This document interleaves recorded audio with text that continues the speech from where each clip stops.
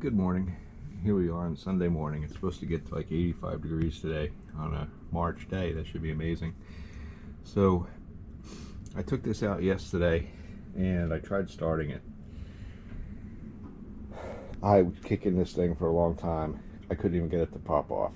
So I made a lot of changes with the fuel mix. With the fuel, this completely different carburetor that I had on there previously. It's set. Everything is set factory default.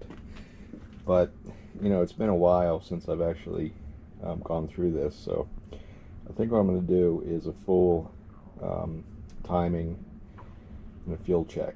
So I think originally I had a lot of problems with intake leaks on this bike, and it's one of the issues I had, why I had to replace the cylinders and pistons. And so these intake clamps, you know, they're fine. I mean, it seems everything really tight on there. There's a special piece of plastic ring that went in here to sort of fill in the gap where the intake leak was. I did have these heads redone, but they didn't redo the intake ports for some reason. They beautiful work on the heads, but they never actually touched the intake ports. In any case, I do have a tool, and I made this tool a long time ago, and this is for testing the intake. So the idea is, once I take the carburetor off, you know, I can bolt this right up, hook a leak down tester, and just see if there's any leaks. That's one way to do it. The other way to do it, of course, is start the bike and then try spraying in different places just to see if there's an intake leak. In addition to that, I think we need to go through the timer again, check the points. This is a new condenser, so I don't think that's the problem. The bike will start at, you know, eventually. It's just real difficult. And I know this is pretty common for panheads. Everything has to be exact. You know, this is full advance. This is how I originally timed it, and this is full retard. I can't get it to pop off either way. It's not a new problem. What typically happens is I'll go out to start the bike when it's cold. I'll jump on it and it'll flood. I'll have to, you know, 20 minutes will go by. My heart's racing. I'm seeing stars. So I decide, okay, I'll go sit down, come back 15 minutes later, jump on it a few times more, and then it'll start. That's not sustainable long term. So I don't know if I'm going to resolve this problem, but I figure now's the best time to do it before the summer. I might need to adjust the float level on this as well, because when I did replace it, the carburetor, I never checked the float level. I didn't really think I needed to because it worked fine before. So little things, you know, probably should have done it. This is also an adjustable main jet, which I did not have on the other carburetor. And that is set to, I think, 3.5 turns, which is what the book says. The low idle adjustment, I haven't touched this since I put it back on the bike. But I do want to go and retime the bike, static timing, up here on the bench. Check the points, make sure that the points are actually correct, make sure I'm getting a good healthy spark. I'm going to actually put this on a battery tender. Let's see. Yeah, I'll put this on a battery tender just for the next few hours while I'm at church. And then afterward, I'll come back and I'll bring this up. I think what I'll do first is check the timing. And if that's good, if it's not good, I'll adjust it, fix it, then I'll try taking the bike out and starting it with all the right carburetor set up. If it still has a problem, then I'll bring it back in, I'll take the carburetor off, and I'll put that tool on it, this tool, and I'll see if I can do a good thorough leak down test on it. I say leak down test, it's not a leak down test, but I use the leak down tester because you can regulate the air pressure going in, and then you can sit and watch, and the needle will just kind of go down. right? You don't have to hear anything or look for bubbles. I could pressurize it, spray the intake ports with soapy water, you know, and if it makes bubbles, we have a leak. You know, there's a lot of different ways to do it.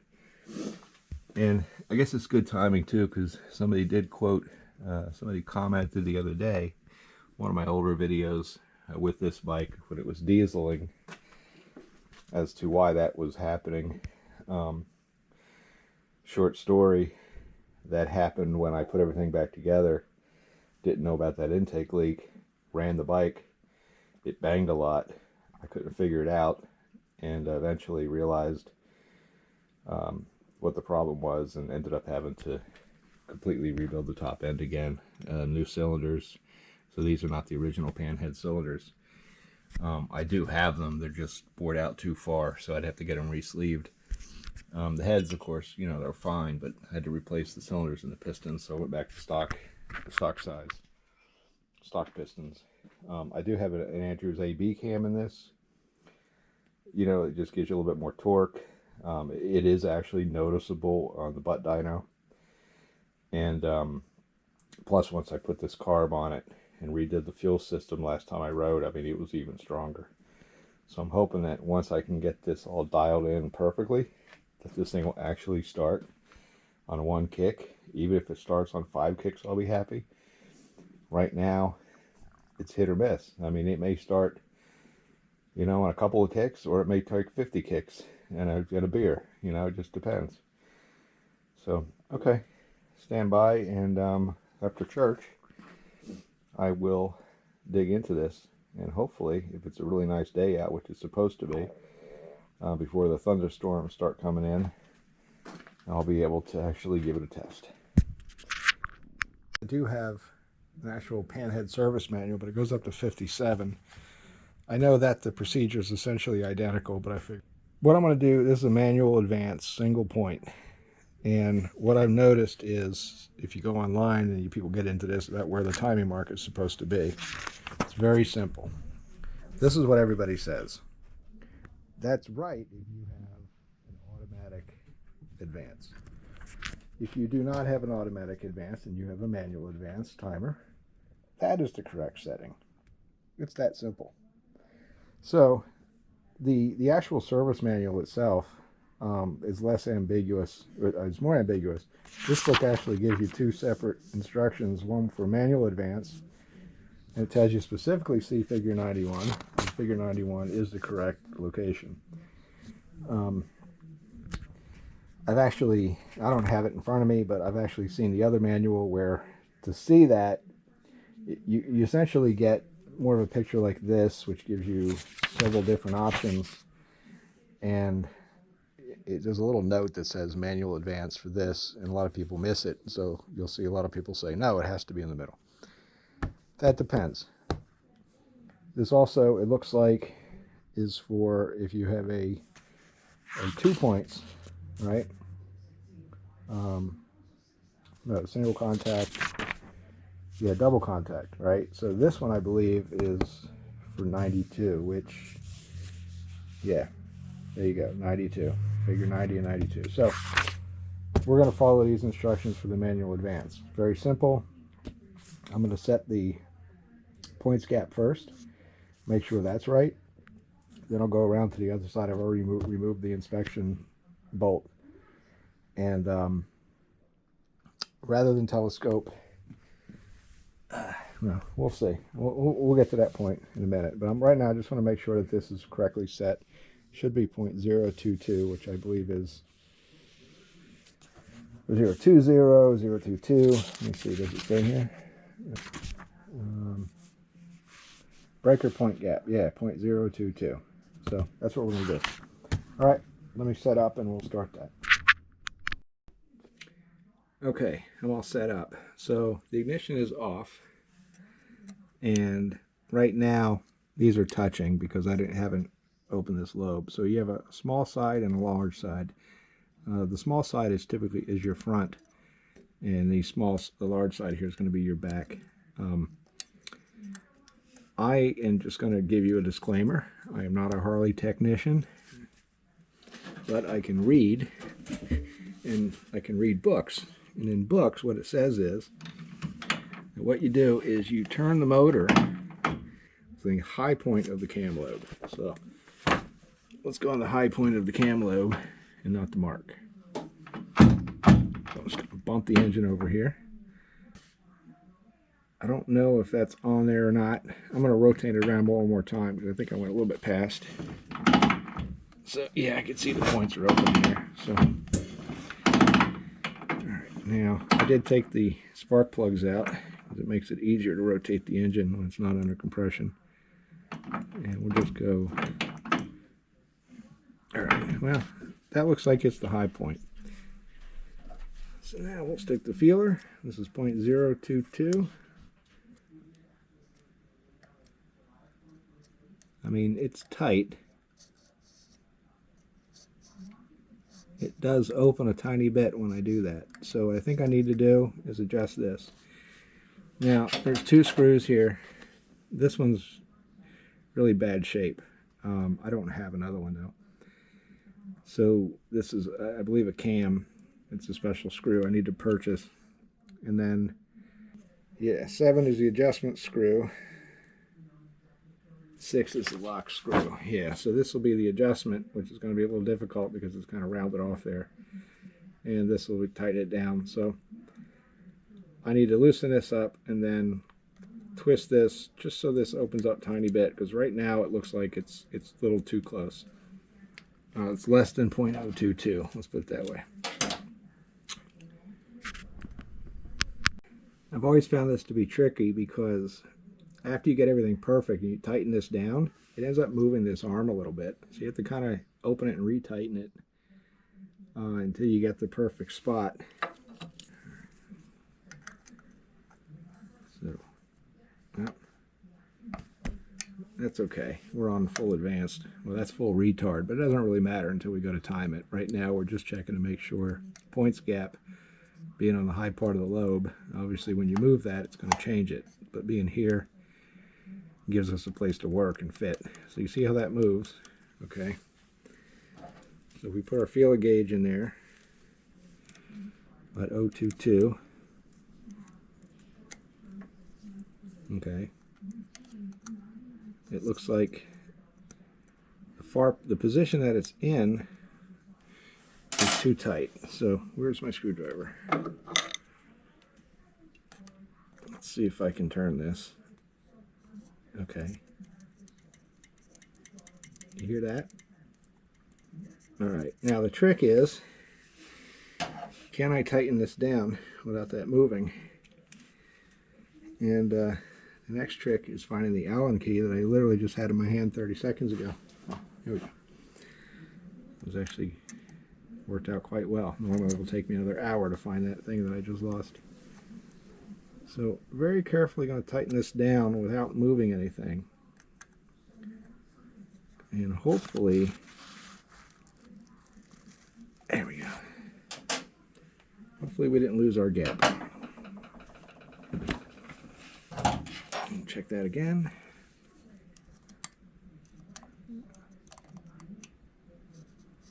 Yeah, see that? See how it moves? It tightened up when I did that. So, let's do this. I'm going to barely move that.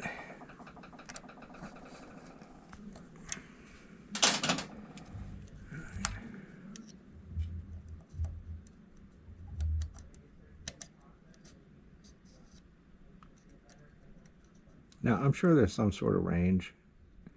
I want to be at least at 0.022, which is what it says. And you can see that's moving out when I shove that in there. So getting this perfect might take a little bit of finagling.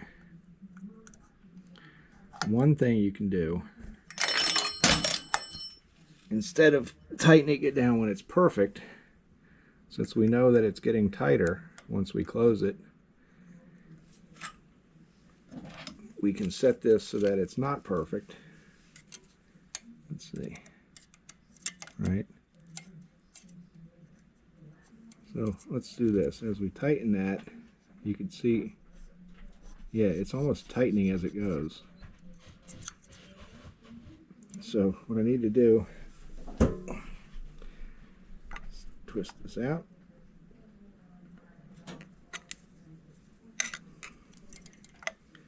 Okay. And tighten that down.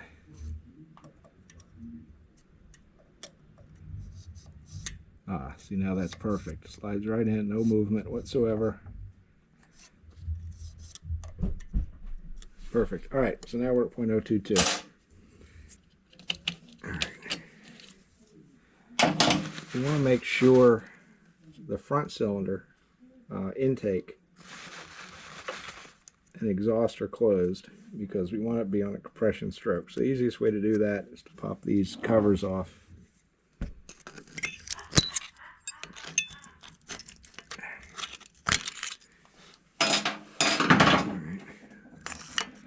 Lift these up, and what I'll do, let me go grab, I got a little tiny bungee with a hook on it. I can hold that.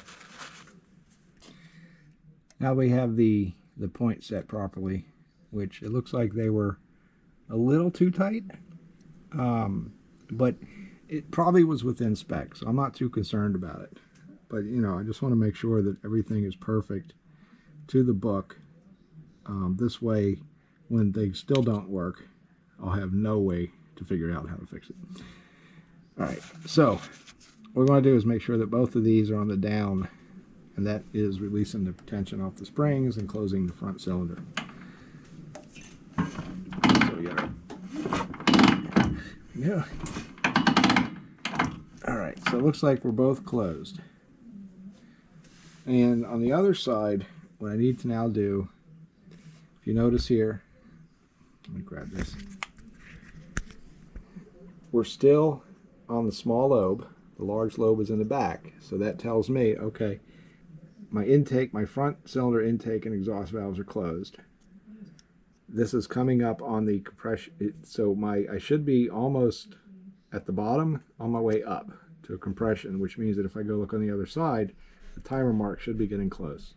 I won't have to rotate the entire engine around to get to it. And when I come back over here after that, this little mark and this should be lined up. So that's how close it should be. So let me go on the other side of the bike. And since I'm by myself today, I'm going to put this in gear and see if I can bump it over with the wheel. And because I don't know if you ever did this, trying to bump it over here, leaning over the bike, looking at it, it doesn't work. So, all right, hold on. All right, I don't know if you can see in there with the camera. So right now, you don't see anything. I put the bike in 5th gear. I'm just going to bump this over using the wheel best I can. See if I can see that mark show up.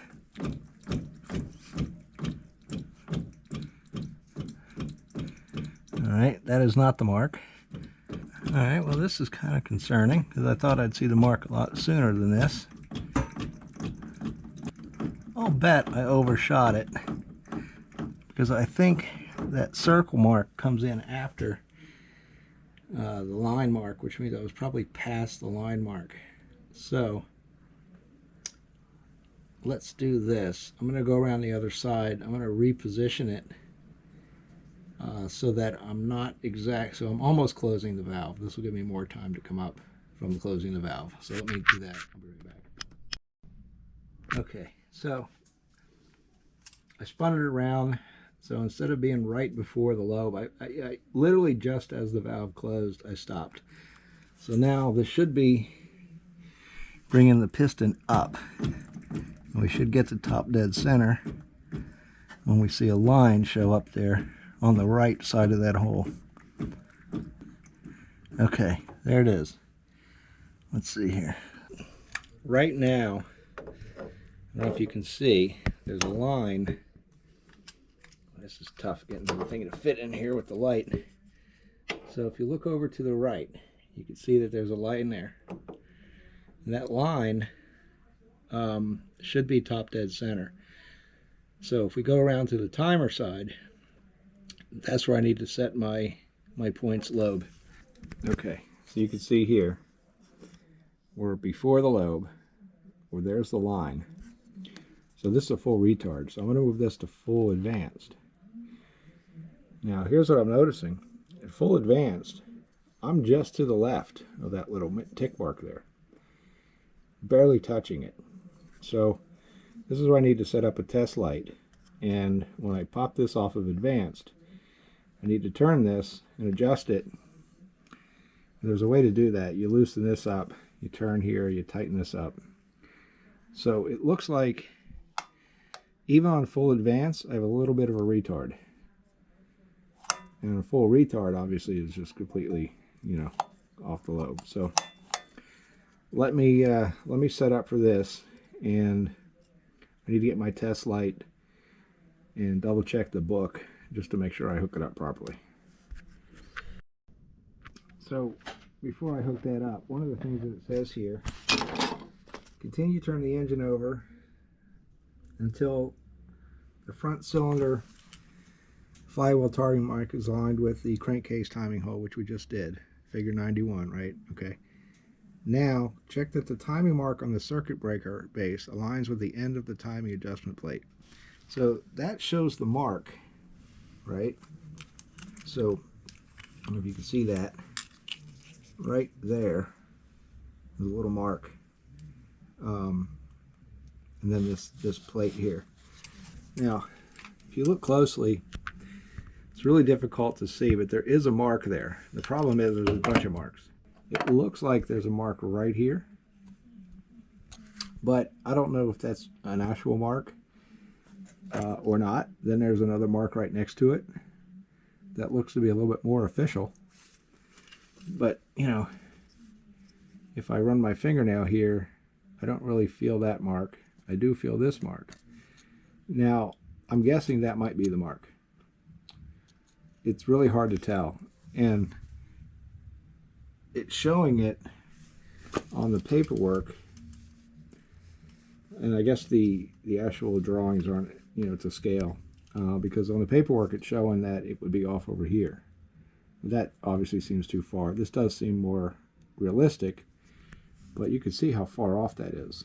So what I'm going to do, I'm going to assume that is the right mark, and then I'm going to try to adjust to it and see what happens, because I don't see another mark there to adjust to. The problem is that looking at that, I can't tell if that's a scratch or if it's an actual mark. This timer, it may or may not be an original. I don't know. Like a lot of things on this bike, it's certainly not modern, but that missing timing mark makes me wonder if maybe it was an aftermarket. I have not put the test light on yet, and the ignition is still off. So I'm just going to loosen this up. All right. So obviously I don't have the cable that goes up to the steering, up to the handlebars. So this just seems really off to me. Well, I'm going to go ahead and do it anyway. So let's go ahead and turn this so that lines up with the timing mark. Now, incidentally, wow,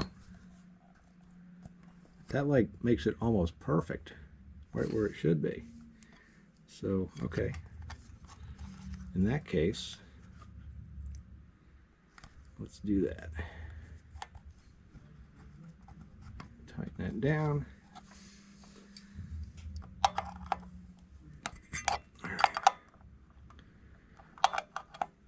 So that was a significant distance. Easily, what are we looking at here? More than a quarter inch, a little less than a half inch. And now we're on the timing mark. And if you look, I don't know if you can see that on the camera, yeah. If you look, the lobe right here, and that little mark, boom, right on it. Can I come back a tiny bit?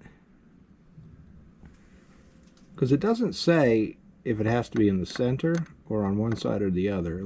It looks like it's on the left, a little piece of leather there. So let me see what the book says specifically about where that needs to be. Turn the spark plug, okay. Camera to hold its fully advanced position. If the timing light is incorrect, loosen, we did that. The timing mark on the circuit breaker base will no longer line up with the end of the timing mark as described in step 6. Wait a second. If the timing mark on the breaker cam should align with the breaker point heel as shown in figure 3. Do we have a figure 3?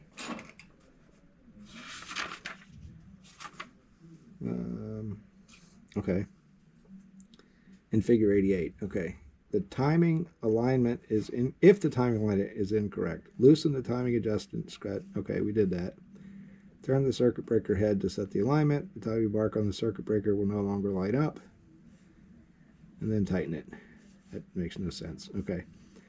Connect the test lamp across the breaker points. Connect one wire across the breaker wire terminal, the other to a good engine ground. Okay, so let's go ahead and try that. I think that the position that it's in is probably okay. And I might move it a teeny bit, but with this, assuming that is the mark, I mean, I was way off, so maybe this is my problem. Connect across the breaker points. Connect one wire across the breaker plate wire terminal and the other wire to a good engine ground. Well, so this is the terminal, I'm guessing. Okay, fully advance the circuit breaker. Turn the engine as described until the front cylinder flywheel mark aligns with the crankcase timing hall. We did that already. If the light comes on before or after the mark aligns in the hull, the timing is off. The timing is correct if the light just comes on as the mark aligns. Okay, so the mark is aligning. So if we, yeah, so boom, that's where it comes on. So we have a little bit of movement here. So what I need to do is readjust to right there. So that is, I wouldn't say that the leather piece is directly in the middle. It's like the right side of it goes right across the timing mark before then the light comes on. So that tells me the leading edge of that little piece of leather is what opens it. So that leading edge is what needs to be lined up with that timing mark. Okay. This is where we need to be. So now, so I'm going to go ahead and loosen this up again. And then I'm going to turn the timer body while holding the mark in place. I'm going to put that right. Oh, that's as far as it goes right there. Oh, no, it isn't. Okay. Boom. All right.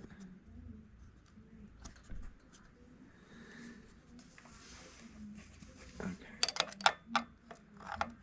So this is what it meant where the timing mark will no longer line up. Okay. So if you notice, I don't know if you can see it, but now here's my timing mark, and here's here, and we're easily, I don't know, a little bit more than 1/4 of an inch. So let's go reconnect. Put on the ignition. Boom. We go advanced. As soon as we go advanced, that should turn on, right? I got nothing. I got nothing. I need to go a teensy bit more.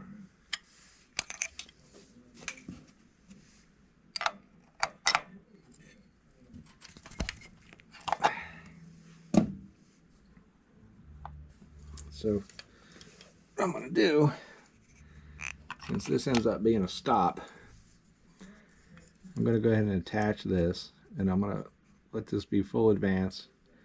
I'm going to twist the body while leaving the actual that little timing piece here, whatever that's called. It's going to stay there. So as this goes, it should, whoop, right there. So let me, I messed up. Hold on. Let's do that again. All right, now, so as I move this, Boom, just came on. All right, so here we go off. See, the problem is I'm not sure if I'm getting a good enough connection here for my test light because it keeps flickering.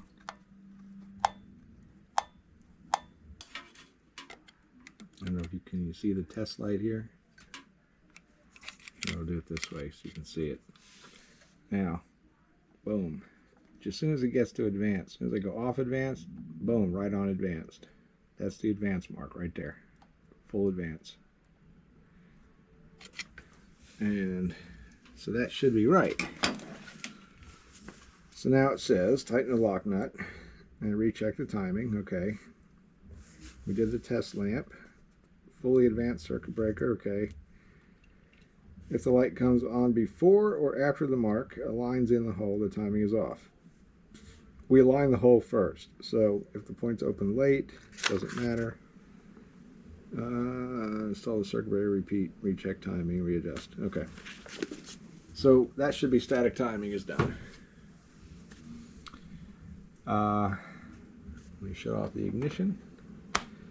I'll put all this stuff back together, which I guess you don't really need to see on camera. And then the next thing I want to look at is the carburetor.